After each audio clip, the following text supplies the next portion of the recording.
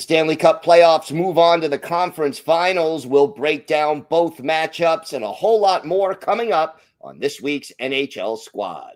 You are talking puck with the NHL Squad Show, sponsored by Game Time. From the Oilers to the Stars, Golden Knights, and the Panthers, the Rangers, Avalanche, and yes, even the Maple Leafs.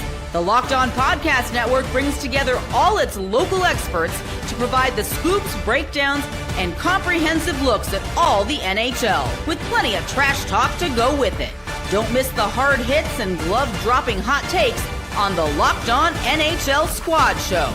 It's time to drop the puck. Welcome, everybody, to the NHL Squad. Sit back, grab your favorite beverage, and join us as we get you ready for another wild week across the National Hockey League. We are part of the Locked On Podcast Network, your team every day. Today's episode is brought to you by Game Time. Download the Game Time app, create an account, and use code LOCKEDONNHL for $20 off your first purchase. I'm Gil Martin from Locked On Islanders, and welcome to the squad. We've got a great panel today. Seth Toupal from Locked On Wild, Eddie Garcia of Locked On LA Kings, and Kimmel of Locked On Predators, and Haley Taylor-Simon of Locked On Blues. We are ready to start the conference finals. I can't believe we are halfway through the Stanley Cup playoffs, and even though there's only 4 teams left, we've actually got a shot at a rematch in the Stanley Cup Final coming up. Which one of these two series is a little more exciting for you guys? Well, if you're going to go star power, I think it's pretty obvious that you're looking out west. When you've got, Connor McDavid, Leon Draisaitl, Mikko Rantanen, pretty big star power going on the other side. So I guess you maybe tend to gravitate towards that a little bit. Panthers looking for a repeat, certainly, I guess, would be the storyline on the eastern side. But I would say I'd have to gravitate a little bit out west as far as just that star power up front to be able to tune in and see those guys battling every night. So I would like. Go ahead, Haley. So I would have to look at the East. That for me is the more entertaining in a sense because it's the Florida Panthers. I'm a huge Matthew Tkachuk fan, and here in St. Louis, we love the Tkachuk family. But just overall, I want a rematch of last year's Stanley Cup. And for whatever reason, I feel like the Panthers and the Canes are going to be one of the most underrated series just because everyone's doubting the Canes. But I think that this series will be going to 7 games.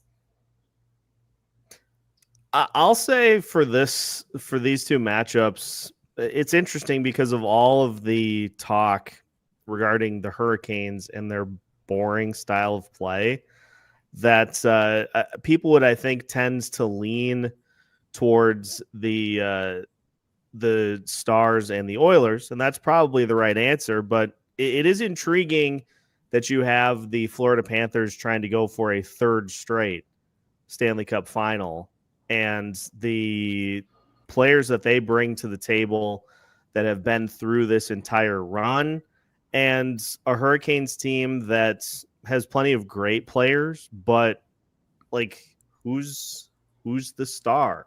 Who's the big name that you're going to pull as like the one that kind of announces, hey, we're here? It's a group that has done a really good job all season, but it has kind of been a committee approach. And very much here's our punch card. We're going to clock in at 9. We're going to win the game, and we're going to clock out at 5. And that's really all you're going to hear about it. Obviously, as a Western Conference host, I'm super intrigued by the Oilers Stars matchup, and mostly, what are we going to get from the Oilers in net? Are we going to get the Stuart Skinner revival? Are we going to get the Stuart Skinner black hole? Are we going to get the Calvin Pickard savior story? Are we going to get, oh, it's Calvin Pickard? Come on. It remains to be seen. I love the Eastern Conference matchup simply for the reasons that you say, Seth, in the sense that marketability-wise, Carolina does not give you a lot to work with. Just from a straight razzle dazzle them, but I almost want to see how that style of play does against a Florida Panthers team that is loaded with recognizable faces. And I think that is an interesting storyline. Now, I will also say, as a host of a Western Conference team, I'm excited to see Dallas and Edmonton. As the host of a team that is paying $5.5 million to somebody who is not on our team to play in the Western Conference Finals, I'll be interested to see what Matt Duchene and the Dallas Stars can do. But I think there are really good questions about both of these matchups that are going to make this interesting. And I love that about this season. I think every single matchup that we have had these Stanley Cup Finals, there has been a storyline. Whether it's been the same storyline round one into round two or not, there's always been a really good storyline. And for me, the lack of a Carolina superstar is part of the appeal for me. What can a team by committee that doesn't really have that standout marketable guy, what are they going to do against a team that has a couple marketable standout guys? I think it's going to be really interesting. Well, I hope Carolina can win game one, because then it will be 9 straight losses in the Eastern Conference Finals if they don't. And that is obviously going to become a pretty big storyline. So I'd love to see them get off to a good start, get the game one win. I think that would probably help a lot in getting a deep competitive series. When we talk about the Hurricanes. Go ahead, Tam. Yeah, when we talk about the Hurricanes, though, and you guys say that there's really no star player, I kind of laugh a little bit sometimes when I think of Frederik Andersen in net, because he has been, at least in my opinion, a standout goalie. They also have Sebastian Aho, who's been consistent throughout the years. They also have Taylor Hall. So while I understand there may not be a superstar, I'm having a hard time looking at this group and not being able to pick out names of players that have been stand out throughout their time in the NHL. Yeah, it's hard to say that Sebastian Aho isn't a standout player. I think for me, it's more about marketability than it is talent. And I am 100% here for let's lean into Freddie Andersen. Dude is getting AARP mailings, and he is still the best goaltender in the Stanley Cup playoffs. Like, I am here for the storyline. I agree with you, though. You cannot look at the Carolina roster and say this is a team that's not talented. It is insanely talented. I just don't know that it's marketed like all these other teams. I think they're a great team, but they don't have. I mean, I have tons of respect for Sebastian Aho, but he's not a superstar player. He's a very, very good player, but he's not a superstar. But I love team sports. I'm not watching golf tonight or whatever. I'm watching hockey because I love team sports, and they were a great team, and I do appreciate that. I absolutely do. So, they're greater than the sum of their pieces, I guess you would say. So, great team, great coach, but they have been had their issues in the conference finals. So, like I said, I'd like to see them get off to a good start. I think that would help translate to a better series. I would love to put to rest too the whole idea that you have to have that one elite guy, that there is some sort of accurate checklist in the NHL that if you don't have this particular elite unicorn, your team can't win it. I am so here for Carolina just for that reason. And I wanted to, the one thing I was going to bring up, and you all did a great job of touching on it, Frederik Andersen, I don't think he gets enough respect for what he's accomplished in the playoffs this year and just overall. I mean, yeah, he's been hurt a lot, and yeah, he kind of ends up alternating with other players, but come playoff time, when he's been healthy, he's been really, really good. He's been the best goalie of the playoffs so far, and nobody would have probably predicted that, right, going into this postseason. And I'm sure Toronto Maple Leafs fans are really excited to see that Frederik Andersen is getting it done in the postseason for another team. That's got to be something that adds to their joy at this time of the year. It's fun for the rest of us, I suppose. I don't think that's joy. I don't think that feeling is joy. No, I don't think it is. It was sarcasm. We can dive into that emotion another time. But I think for Andersen, though, when we look at goalies in the playoffs, and while I can be a little bit biased with the Blues, in total fairness, I don't think anybody expected, when working at Winnipeg, Connor Hellebuck to crumble the way that he did. Yeah. And even Jordan Binnington had some slip-ups while he still performed well. Again, a little biased, but that series just highlighted to me what made Andersen stand out in net. And I was saying to a couple people the other day, but goalies win you games in the playoffs. While scoring is important, if you don't have a solid goalie, you're not going to win. And I love Bob. I spent many years watching Bob play hockey and net. But at the same time, I think if you're comparing the two goalies between Anderson and Bob, you're going to have to go with Anderson. And I mean, even Jake Ottinger has looked phenomenal, and he doesn't get enough recognition. I think we don't talk enough sometimes about the goalies, and we talk about the star players, the star forwards. But the goalies, I mean, at the end of the day, if Connor Hellebuck was a little bit better in net, I believe the Jets would have won. So it really goes back to who is in net for your team. Hellebuck has made postseason struggles kind of his thing, though. Like, he has been not even just not as good in the regular season, like worst goalie in the playoffs for the last 4 years running, I think, by a large margin. So the goaltending, you have to have the goaltending, because if you don't have a goalie in net that can keep the other team off the board, you're chasing. And in the playoffs, it is so much harder to chase a 1-goal deficit, a 2-goal deficit. But you look at these goalies, and Sergei Bobrovsky, say what you will about his his regular season, he kind of is up and is down. He even has been up and down in the playoffs. He's been here before, and he knows what you can and can't do when the game is on the line. And he is clearly the number 2 goalie in that series, but he has shown he's more than capable of giving Florida good performances when asked. Yeah, and sometimes it's not how many saves you make, it's when you make them and how you make them, and coming up in the clutch is a huge part of it. And just briefly with Hellebuck, he was so good at home in the playoffs this year, and on the road, he didn't look like Connor Hellebuck anymore. It was very mystifying. But anyway, we've got more to discuss on today's show. We're going to talk a little bit about the mess that is the Maple Leafs. So we've got that and more coming up on the Squad Show.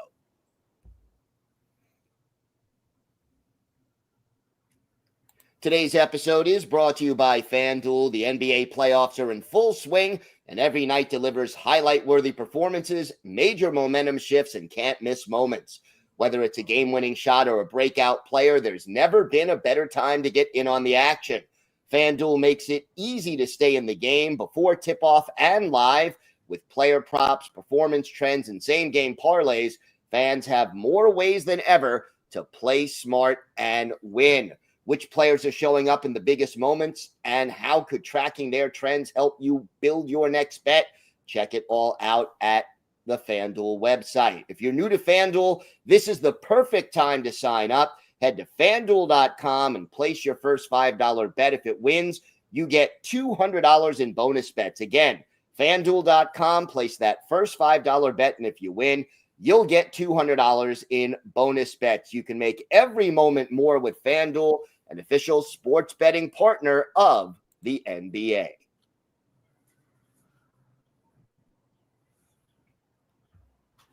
So the Toronto Maple Leafs, 58 years and counting since they've been to a cup final. Every year, this is the year, and they've been a contender for so long. But now they've got a situation where the Big Four, I doubt that they're all back next year. Who do you think returns to Toronto next year, and who do you think is elsewhere? Well, first, have you all heard the stat? Have you all heard the Toronto stat that I'm sure most Maple Leafs fans have heard it by now? It shocked me when I heard it the first, the second, and the third time. The Buffalo Sabres, who famously have not made the playoffs in 14 years, have double the playoff series wins that the Maple Leafs do this century. Oh, just kill them. Kill them. Man. I mean, stop. They're already dead. Like, it's so painful. That being said, of the, we'll say the big 3+, because it's Matthews, it's Marner, it's Nylander, and it's probably John Tavares. I think Marner is gone. Do you move one of Matthews and Nylander? Like I hear people say it's going to look drastically different. Like how drastic are we going to get? Because I would say Marner's gone, but that's understandable considering what he's going to get on the free agent market. Mm-hmm. You've got Matthew Nyes to fill that spot, and you probably bring Tavares back at this point, but beyond that, I don't know. I don't know if I'm getting super crazy with that roster. I think Matthews and Nylander are back, and they're going to try and build around those two guys. I think Marner's absolutely gone, and Tavares is basically begging the team to re-sign him with his comments so far. But what kind of hometown discount will he give the team? How badly does he really want to stay there? That will determine, I think, whether he returns or not. I think if he comes back at a hometown discount, I think they'd be happy to have him back. But he's going to have to leave some money on the table at his point in his career. Does he want to do that? Maybe he does. Maybe he doesn't. But I think Marner's definitely gone. I think Nylander and Matthews is they'll be the core two going forward. And how I think everybody comes. Go ahead, Haley. I was saying really fast. I think everyone comes back besides Mitch Marner today. Chris Johnson, who does such a great job covering the NHL, posted a couple quotes, and Mitch said at the end of the season, exit interviews, that he loved his time in Toronto. And the way that I take that is past tense. And I've talked to a lot of players, and whenever they're kind of about to leave, that's how they talk. And again, people can say what they want, but I feel like the Leafs will, at the same time, they don't want to spend that money on him. It's going to be a lot of money to spend. Like some people are even saying like 14 million he might be wanting. So again, like you don't want to spend that money on somebody again who just isn't going to produce what you need specifically on that team. They need younger talent. I think it's so interesting to talk about Mitch Marner leaving. I agree with you all. I think this is the odd man out.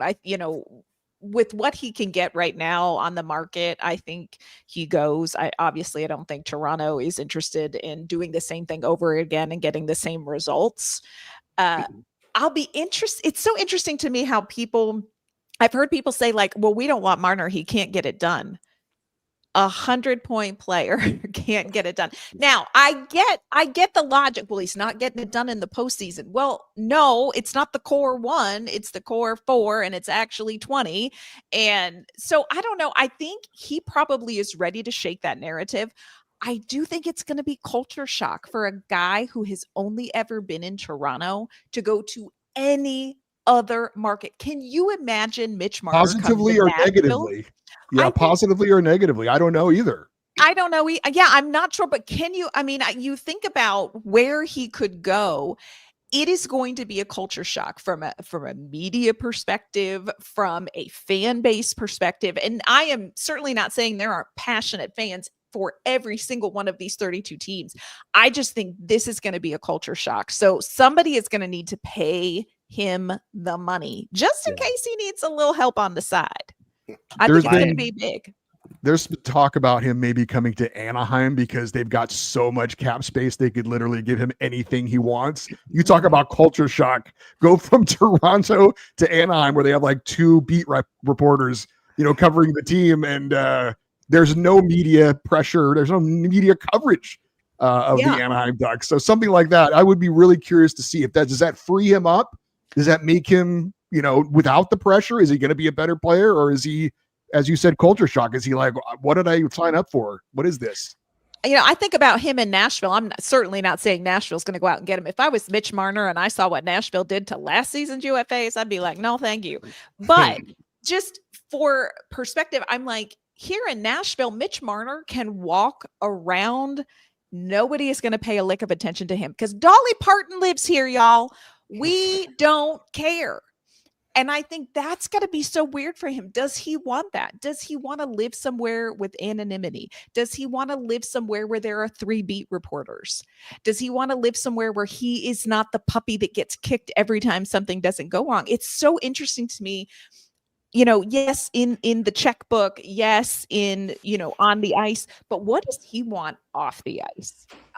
I think a really good team that's going to be suiting if he doesn't go back to Toronto would be the Philadelphia Flyers. I think that this is a team that is in kind of like the bottom of the rebuild, but they're on the up and up.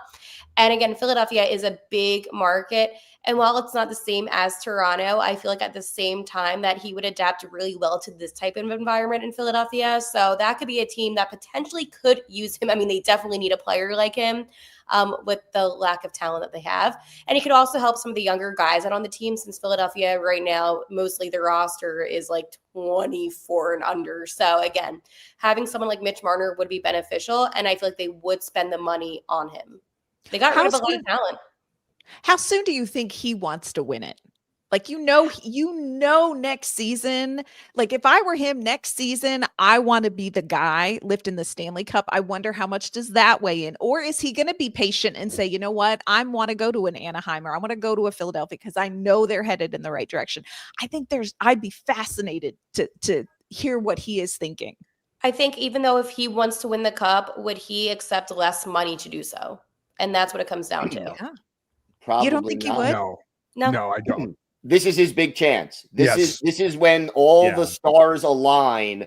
I mean, there's talk that he's getting $13.5–14 million AAV as part of this deal.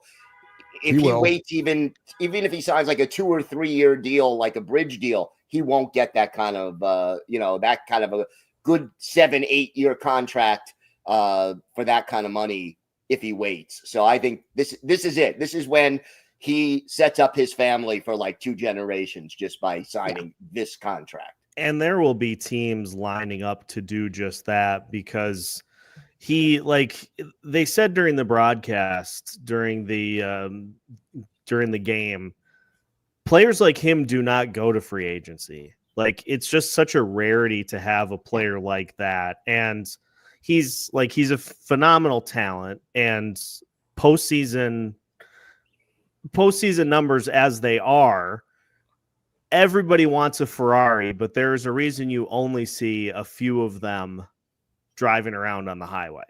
Is because there just aren't a ton of teams. But somebody like whether it be Anaheim to get them to the cap floor, that's another thing. All the teams that are on the cap floor are going to come knocking. And there will be 1 or 2 contenders, because there may be teams that don't have money now, but there will be teams that try to position themselves to have money to be able to throw at him as well. So don't be surprised if you see a few teams, Boston, that tries to maneuver a bit to be able to fit him on their books. All right, I do think this is where Carolina is going to be interesting. If Carolina advances, if Carolina can win the Stanley Cup, is that going to affect the narrative that this is your one shot to go out and get the guy? I think that's what makes this so interesting. Timing is everything. And they took their shot earlier this year and it didn't work out. Maybe this is their chance to try again. Yeah.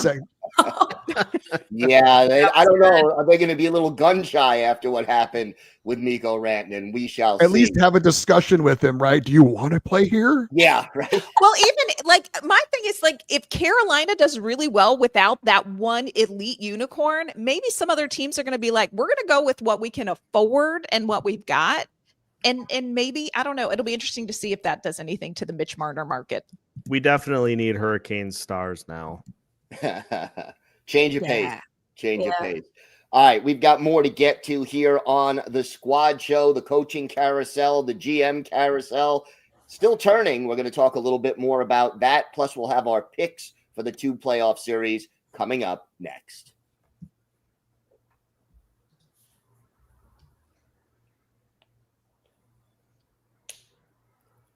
So some news out of Boston that I think kind of surprised a few people, but Don Sweeney signing a 2-year contract extension as the Bruins GM. I was a little surprised by this. What are your thoughts?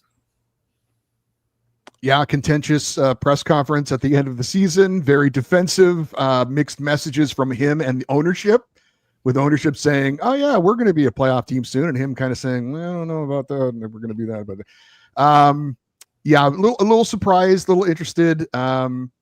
I think he's getting 1 year to kind of prove he can get this team in the right direction and course for where they're going.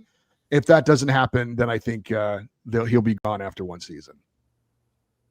I did not expect that at all, especially the way this season ended in the press conference. I have a lot of Bruins friends, and they all like blew up my phone saying, what is this team doing? And I think it's one of those decisions where, in my humble opinion, being an outsider that doesn't really watch a lot of Bruins hockey, it seems to me that they're kind of setting up this team not to do well again for next season, so that way they get maybe a better draft pick. That's just the way that I take it. Not only the fact that the roster has some very big flaws, which are a Don Sweeney product, but also how about the fact that the coach that was fired during the season goes to the St. Louis Blues, leads them to a playoff spot, and has them up until the end of the season playing as one of the best teams in the NHL. I kind of wonder if maybe there is a little bit of, hey, this was our guy from upper management. How come he's somewhere else now and he's as successful as he's ever been? This is fascinating because you only get so many coaches to kick to the curb as a general manager before you yourself are the one that gets shown the door. And this is not a short process for this Boston team. So how much of a leash does he get to kind of finish his work, or how impatient does ownership get the longer it goes? I don't think Don Sweeney's going to see it through to the end. I don't. Seth, I liked all of your compliments, by the way, towards Montgomery and what he's done for the Blues. I like that. I feel like I had to. Tastes like vinegar, doesn't it? Tastes like vinegar. I was like, continue on and on. 12-game winning streak, franchise history. Okay. Yeah, we saw it. We saw it. You also saw the 1.6 seconds. I think the fact that it's only a 2-year extension speaks volumes. I mean, 1 year extension is a lame duck. They didn't want to go there. This is the bare minimum extension that they would be willing to sign him to. Yeah, this is you have one more chance. Mm-hmm. Like, we're giving you one more chance to dig out of this. You have one very brief window to reverse a narrative and to move things in a different direction. And that's difficult to do. It's a big ask for this specific situation. It's a short leash. And I think the seat is already hot in Boston, even with the signing of this extension. So we got 4 teams left, 2 series now. I want to ask each of you who you're picking to win the Eastern Conference Final, the Western Conference Final, and how many games you think it's going to go. We'll do ladies first. So, Ann, why don't we start with you? This causes me a lot of anxiety, y'all. I hate this. I'll do it, but under duress, because, do you go with your head? Do you go with your heart? All right. Western Conference, Dallas versus Edmonton. Honestly, I'm going Edmonton. Why? Dallas is probably going to walk all over him. But if they can rattle Ottinger just a smidge, if they can kind of get him off his game, I think Edmonton can do it. I'm not as concerned about the goaltending. I think Stuart Skinner with 2 shutouts, I think that's a big confidence builder. I'm going Edmonton. Eastern, I'm going Carolina on vibes, y'all. Give me the team that you have to look up their roster. Haley? So I'm going to go opposite of Ann on everything. You are so smart, Haley. But I'm going to go with Dallas in 6. I think this is, and last year I actually predicted the Stars to win the Cup, and obviously they didn't. But I think Dallas has so much talent. And I feel like we're not talking about how this is kind of one of their last seasons that they can go on this kind of cup run. So again, I'm a huge Jake Ottinger fan. We all know that. So Dallas in 6. Panthers in 7, as I said earlier in the episode. I think that this is going to be a really tough series. I think Carolina, we're forgetting about, Brett Burns. There's so many players on this Carolina team that I personally like. However, at the end of the day, Florida played phenomenal in Game 7 against the Leafs, and I feel like if it goes to a 7, Florida is going to be the team that comes out on top. Eddie? I'm gonna pick same teams. I'm gonna flip number of games. I'm picking Dallas and Florida as well, but I'm gonna say Dallas in 7 and Florida in 6.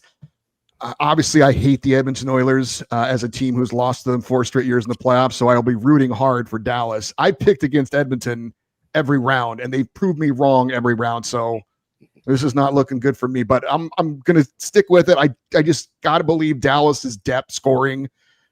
They've just got so many players that can come at you in waves, and I've been totally shocked at what Edmonton has done with their secondary scoring. Is this the point where it finally runs out? We'll see. But the Mikko Rantanen factor, I think that, in the rematch, I think that's a big swing. Florida, they're just a machine. Been there, done that. And we saw the additions they had of Brad Marchand and Seth Jones are paying dividends already. Well coached, just know what they're doing. So I'll say Florida Stars in the finals. As much as I would like to see the Rantanen Bowl, I think we see the rematch. I am going with the Oilers to beat the Stars in 7, and I'm going to also go with the Panthers to beat the Hurricanes in 7. Lengthy series, overtime games, physical games, intense games, but I think we get the rematch, and I think the Oilers take it this time. Woohoo! First Canadian-based team since 1993. If it happens, I've got to go with the Stars in 6 and the Panthers in 7 is how I'm seeing it. I think we're going to see some really good hockey, and I am looking forward to seeing how this all plays out. Can't believe we are now at the conference finals. I want to thank you for making the Squad Show your first listen today. For your second listen, check out the all-new Locked On NHL Game Night. Every game, every night until a Stanley Cup champion is crowned. Get local analysis on a national scale. Find NHL Game Night on Locked On NHL on YouTube or wherever you listen to podcasts. It's part of the Locked On Podcast Network, your team every day. I'm Gil Martin. I want to thank the panel today. Seth Toupal from Locked On Wild, Eddie Garcia of Locked On LA Kings, and Kimmel of Locked On Predators, and Haley Taylor Simon of Locked On Blues.